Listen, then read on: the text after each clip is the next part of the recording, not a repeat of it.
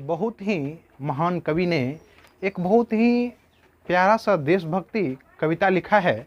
मैं चाहूँगा कि उस चंद पंक्ति से आज के क्लास का शुभारंभ करें।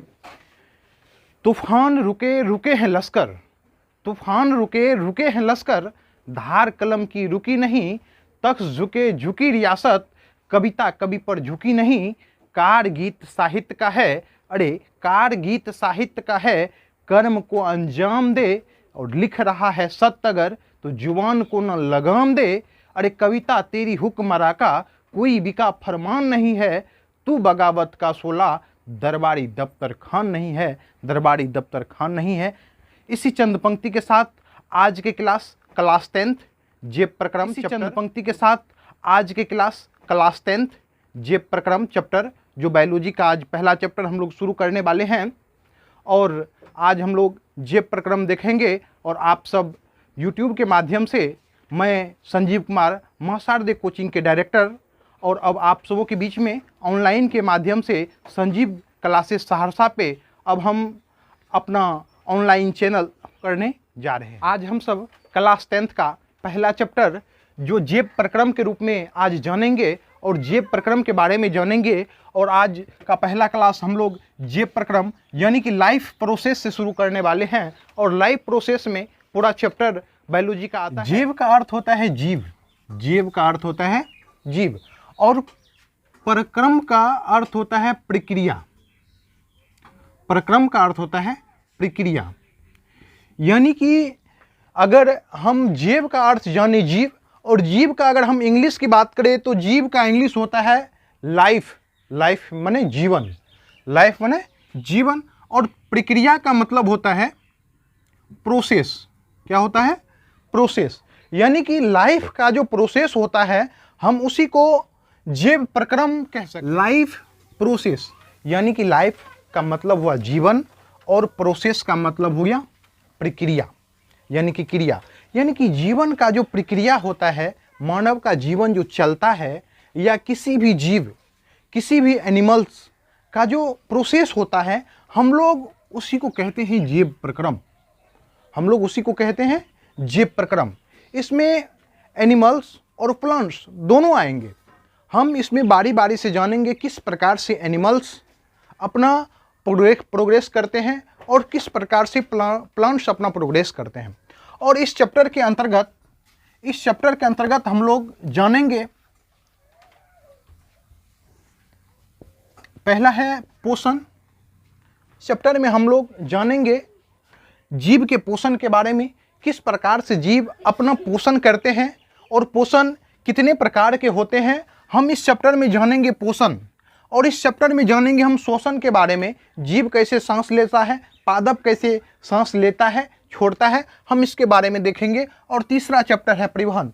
इसमें हम ब्लड सर्कुलेशन के बारे में जानेंगे, किस प्रकार से मानव या प्लांट्स के शरीर में ब्लड का परिवहन होता है, और प्लांट्स में जाइलम फ्लोएम के माध्यम से परिवहन देखेंगे। और मानव में या एनिमल्स जितने भी हैं हम उसमें देखेंगे कि किस प्रकार से ब्लड का सर्कुलेशन होता है, जैसे कि RBC, WBC, प्लेटलेटस, इसके बारे में जानेंगे। और अंतिम चैप्टर है उत्सर्जन, यानी कि हमारे शरीर के जो अवशिष्ट पदार्थ हैं हम उसको अपने शरीर से कैसे निष्कासित करते हैं और किन अंगों द्वारा निष्कासन होता है, हमारे शरीर का अवशिष्ट पदार्थ कैसे शरीर से बाहर निकलता है, हम उनके बारे में जानेंगे। आज सबसे पहले हम लोग शुरू करेंगे पोषण को, और पोषण को देखेंगे कि पोषण के अंतर्गत हम लोग क्या क्या पढ़ पाते हैं। अगर यही NCERT की बात करें तो NCERT की बात करें तो यहाँ तीनों चैप्टर मिलाकर, यहाँ चारों चैप्टर मिलाकर के सिर्फ एक चैप्टर बना हुआ है जिसको हम लोग जेब प्रक्रम बोलते हैं, जिसको हम लोग जेब प्रक्रम बोलते हैं। वही हम लोग भारती भवन की बात करें तो यहाँ पर चारों चैप्टर को अलग अलग किया हुआ है। और इसके अंतर्गत इसका और भी कई चैप्टर बन सकता है, जैसे कि वृद्धि हो गया, जनन हो गया, अनुवांशिकता हो गया, नियंत्रण और समन्वय हो गया। ये सब भी इसी चैप्टर के अंतर्गत आते हैं, वो सब भी मानव के प्रक्रम के अंतर्गत ही आते हैं। आज हम लोग सबसे पहले जानेंगे पोषण के बारे में। देखते हैं पोषण को, पोषण के बारे में जानेंगे, समझेंगे और इसके परिभाषा को देखेंगे। पोषण वह विधि है जिसमें जीव पोषक तत्वों को ग्रहण कर पुनः उसका उपयोग करते हैं, हम उन्हें पोषण कहते हैं। पोषण मित्रों, पोषण वह विधि है जिसमें जीव पोषक तत्वों को ग्रहण कर और उसका उपयोग करते हैं, हम उन्हें पोषण कहते हैं। पोषण दो प्रकार के होते हैं, एक होता है सुपोषण, दूसरा होता है परपोषण। अगर हम पोषण की बात करें तो पोषण को दो भागों में बांटा गया है, एक होता है स्वपोषण और दूसरा होता है परपोषण। सुपोषण में हम उस जीव को रखते हैं, सुपोषण हम वैसे जीव को कहते हैं जो अपना भोजन स्वयं तैयार करते हैं। सुपोषण हम वैसे जीव को कहते हैं जो अपना भोजन स्वयं संश्लेषित करते हैं, बिना किसी दूसरे पदार्थ के मदद से, बिना किसी दूसरे जीव के मदद से वो अपना भोजन स्वयं तैयार करते हैं, उन्हें हम सुपोषण कहते हैं। और परपोषण, परपोषण हम ऐसे जीव को कहते हैं जो अपना भोजन स्वयं तैयार नहीं करते हैं, यानी कि दूसरे जीवों पर निर्भर रहते हैं, हम उन्हें परपोषण कहते हैं।